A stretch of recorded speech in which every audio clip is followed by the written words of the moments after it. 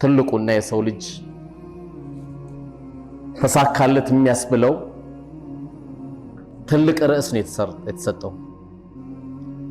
ያው ይሰግዳል፣ ይጾማል፣ ቤተሰብ ይቀጥላል፣ አማና ይጠብቃል፣ ከኒፍቅና ይጠበቃል፣ ልጅ ያሳድጋል፣ ያገባል፣ ሁሉም ነገር በሐላል አድርግ ሲባል ሮጦ መጨረሻው የሰው ልጅ ምንድነው ስኬቱ? ልክ አሁን አንዳንድ ሰው የዘመኑን ጥሩ መኪና ሲይዝ ምን እንለዋለን? ሰክሰስፉል ሆነ ልጅ በቃ ተሳካለት እንላለን። ወይም ቆንጆ ቤት ስናይ ሰክሰስፉል ሆነ ብለን እንጠራዋለን። ያን ወይም ጥሩ ብርስ ያው ይሄም ሰው የተሳካለት ማሻአላህ ቀላል አይደለም ያለው ገንዘብ ብለን ጥሪ እናረጋለን ወይም እናወራለን። በርግጥ ለመብላት ለመጠጣት ገንዘቡን ካበቃለት ለመልበስ ካበቃለት በዱንያ ላይ መጠቃቀሚያ አግኝተዋል። የአኺራ ግን ሰክሰስ አይደለም። አንድ ሰው ተሳካለት የሚባለው አላህ ሰክሰስ ብሎ ስኬታማ ሰው ተብሎ አላህ የሰየመው ማን ነው ካለ ፈመን ዙህዚሃ አኒ ናሪ ወኡድኺለል ጀነተ ፈቀድ ፋዝ። አላህ ከእሳት የጠበቀው ሰው ጀነት ያስገባው ሰው ፈቀድ ፋዝ፣ እሱ ነው ሰክሰስ የሚባለው ሰው። ተሳካለት የሚባለው ሰው እሱ ነው።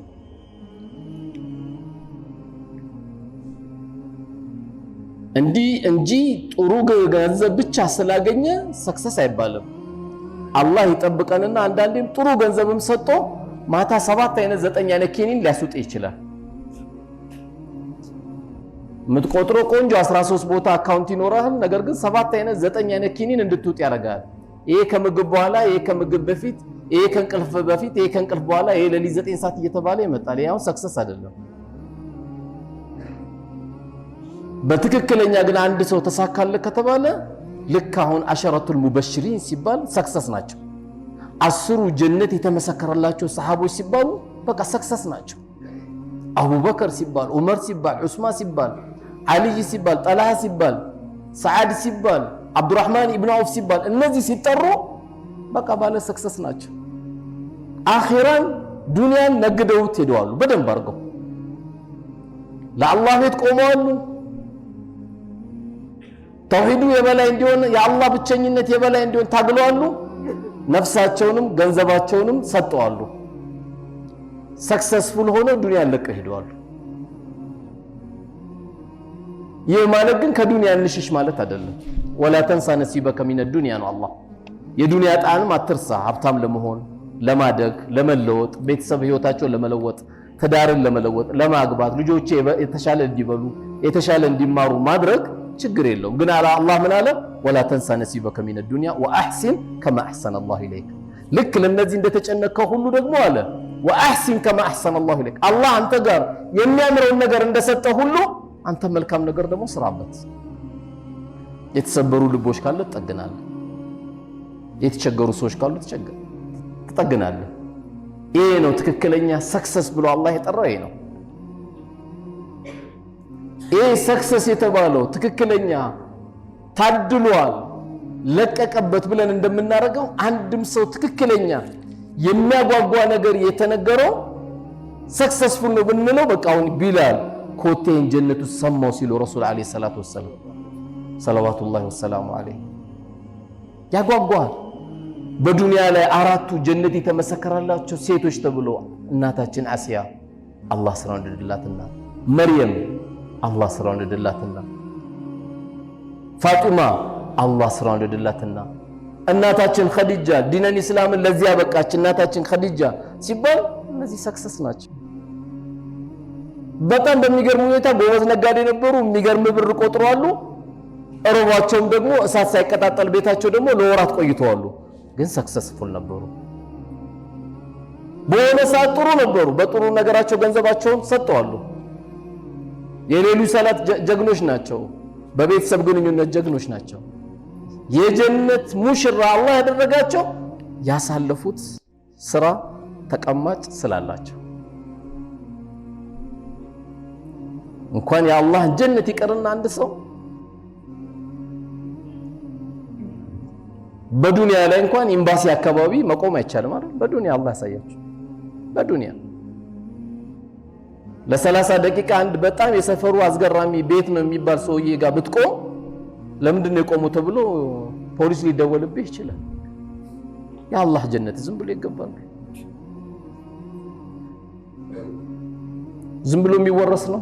ውድ ናት እኮ የአላህ ጀነት። አርዱሃ ከአርድ ሰማይ ወልአርድ እያለ ከሰማይ እስከ መሬት ስፋት የሆነበት እየተባለ ጭንቅ የሌለበት የሰላም ሀገር ኢላ ቂለን ሰላመን ሰላማ የተባለ ከሰላም ውጪ ሌላ ወሬ የማይሰማበት ሀገር ለአላህ ብሎ የተዋደዱ ጓደኛ ማማቾች ጀነት ውስጥ የሚፈላለጉበት የታለ ያጎደኘ የሆዴን የምነግረው እማማክረው ተባብሎ ይፈላለጋሉ። ይሄን ሀገር ለማግኘት ቁልፉ ያስፈልጋል። ርዕሳችንም ቁልፉን ነው። ቁልፉን እንዴት እንፈልገው? የቱ ጋር እናገኘው? ቁልፉ አንድ መስመር ናት። በአንድ መስመር ውስጥ ግን ብዙ አስገራሚ ነገሮች አሉ። ቁልፏ ግን አንድ መስመር ናት። የምገርማችሁ ደግሞ ከደብተር አንድ መስመር ራሱ አትሞላ። ከደብተር አንድ መስመር አትሞላ።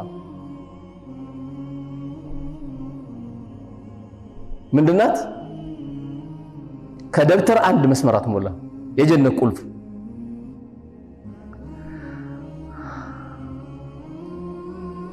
አሁን ብነግራችሁ እኮ ትበሳጫላችሁ። ልንገራችሁ እንዴ?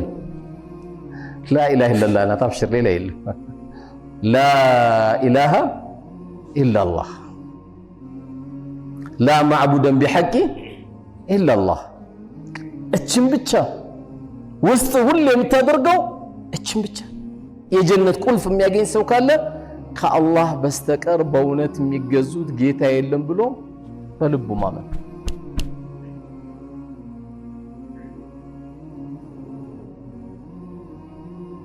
ጀሃነምም ገብተው በተለያየ ወንጀል ጀሃነምም ገብተው አላህ መቼም እዛሽ በራፍ ላይ ከመቆም አላህ ይጠብቃል።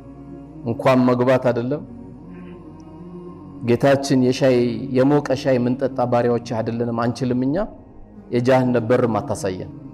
አላህ ማያሳየን። ማንነታችን እናውቃለን።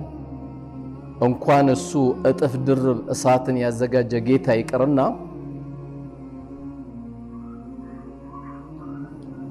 ትንሿን ረፈደብን ብለን ትተን የምንሄደውን እንኳን ሻይ የምንጠጣ ሰዎች አይደለን።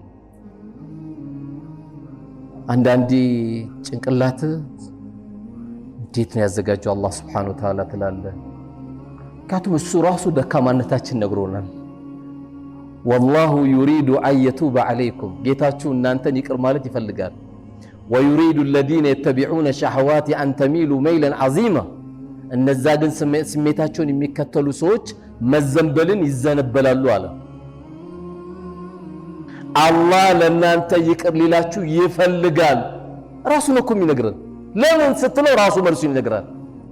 وخلق الإنسان ضعيفا የሰው ልጅ ሲባል ደካማ ነው አለ። የዓለም ቦክሰኛ የምትለው ሰውዬ 6 ሰዓት ላይ ተዘርሯል በእንቅልፍ የለም። ቀን ሙሉ ምላቱ ቷቷቷቷቷቷ የሚያደርግ ሰውዬ 7 ሰዓት ላይ የለም። ተሸክመ ከአንድ አልጋ ወደ አንድ አልጋ ብታደርሰው ራሱን አያውቅም።